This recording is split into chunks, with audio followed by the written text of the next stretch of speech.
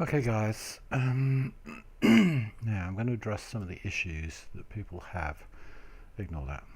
I want you to imagine that this, hang on, try hitting this right key, Kim, that you have a pub sub system like this, right? I'm just using a chest, it doesn't matter. And it's on pull, so anything I put in there will just go along all these tubes. Now, obviously they're not tubes. In real life you'd be using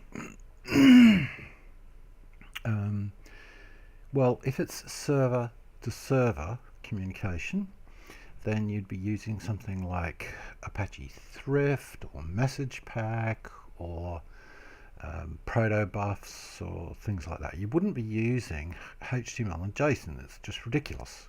It's rubbish. Okay, if you were a consumer, such as a service, a front-end app like Angular or Ember or Node, whatever, then yes, you are interested in all the hypermedia stuff. So you request a page, 10 items, and you want to know what the first page is, what the link to the first page, and the next page, and the end page, and the start page, and all that kind of stuff. But a server to server doesn't really care.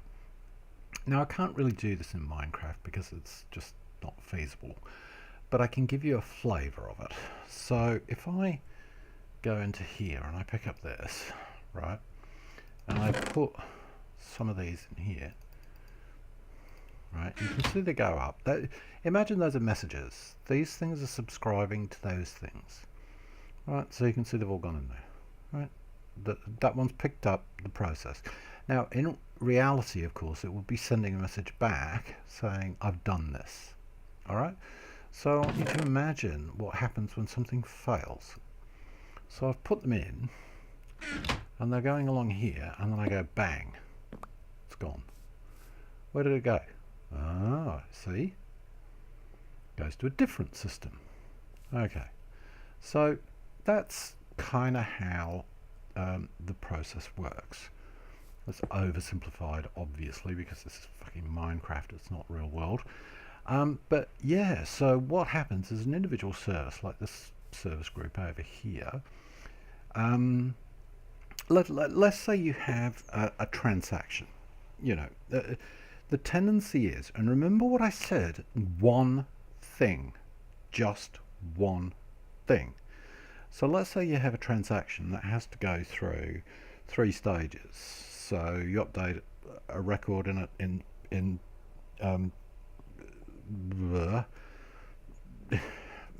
account, and then you have to update something else, and then you have to update something else. So there's 3 stages. So you don't make a service with 3 stages in it. What you make is a service with 1 stage. So let's say it's stage 1, stage 2, stage 3. Okay, so stage 1, let's call it this service over here, subscribes to a queue on here. So a message goes up, comes down. Well, actually that's not quite true. What happens is that says I'm interested in messages from queue A, and this says, oh, okay, here's a message, but guess what, I'm not going to take it off my stack. I'm just going to mark it with a TTL, a time to live. So the message doesn't actually disappear out of here, it just is marked as being in use at the moment. So this service picks up the message, does it, and does the equivalent of a git commit push. Alright, once it's finished, it sends a message back basically saying, okay, I'm done. So that means the message disappears off that queue. Okay, so it's gone. It's now been handled.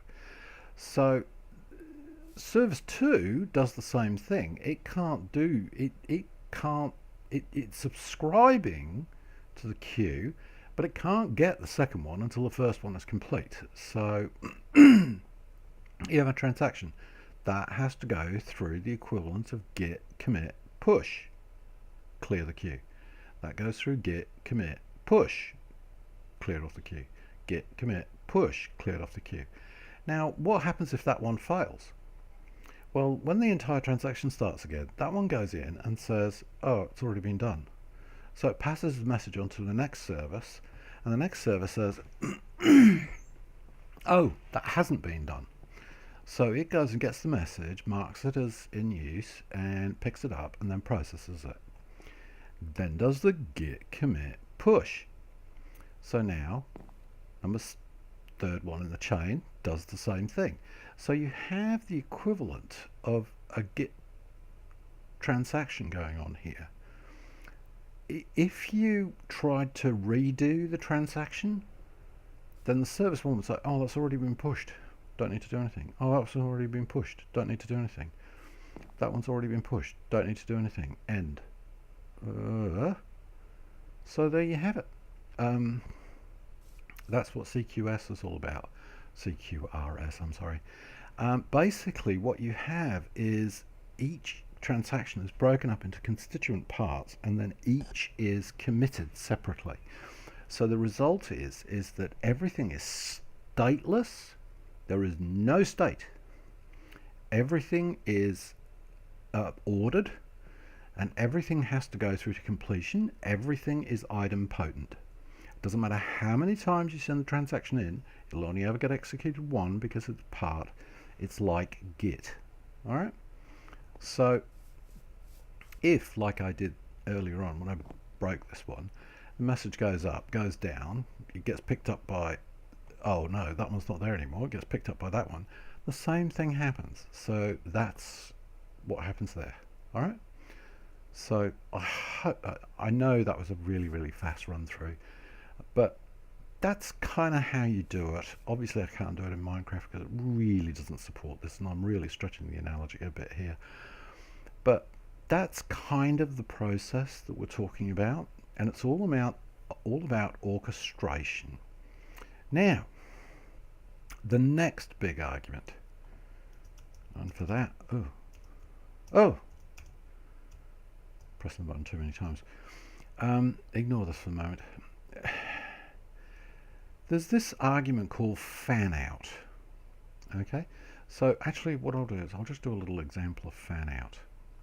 Okay, so people understand. So what I've got, let me just, oh, I haven't got any. I'll just use these, whatever. So I've got a service here, and it calls a service here, and that one calls two services here, each of which call two services here, and that one calls two services over here. So you can see straight away you've got this kind of like fan out effect of services, and this is one of the big arguments. So that one calls that one, which calls that one, and that one, and that one calls that one, and that one, and people say, oh, that's really awful, it's really awful. Well, guess what? You're already doing it. Look, here's your monolith. What are you doing with this? You send a message in, it goes to that, it makes something, doesn't calls to some class here, instance there, whatever. That makes more calls to some other instances and calls. You've got fan out already. It's just all in the one box. With this, it's separate. With this, you've got objects moving around on the stack, okay, which is particularly efficient. Well, for some values of efficient. So how do you replicate this in a service, microservice based or system? Well, to just go back to this, because I haven't got any pipes, so I can't really show this. Normally what we do is we make one service and it talks JSON. Seriously, that's a service that doesn't talk to anything but that service.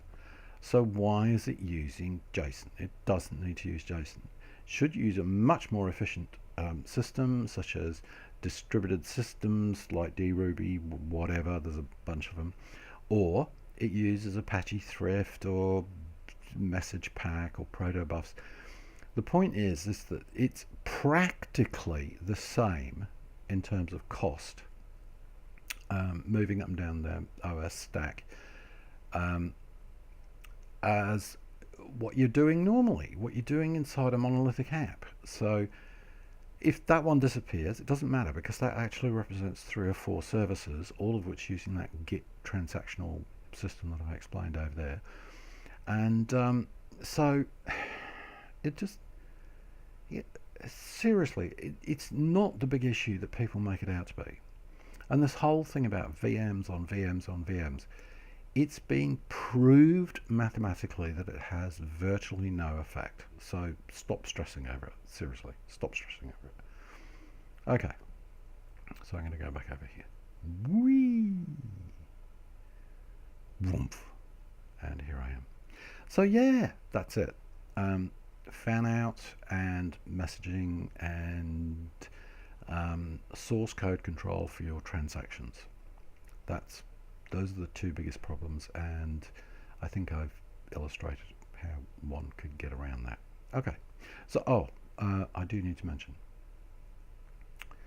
See all these little services, and I've got etcd and Elasticsearch. Well, theoretically, you see that block there? I deliberately left it blank because right there is a little queuing system with a pipe distributed, another queuing system there, and another queuing system there. So all of these can talk to each other completely in a clustered fashion. Okay, so there we go. Okay, so that's it. Bye. See you in the next section.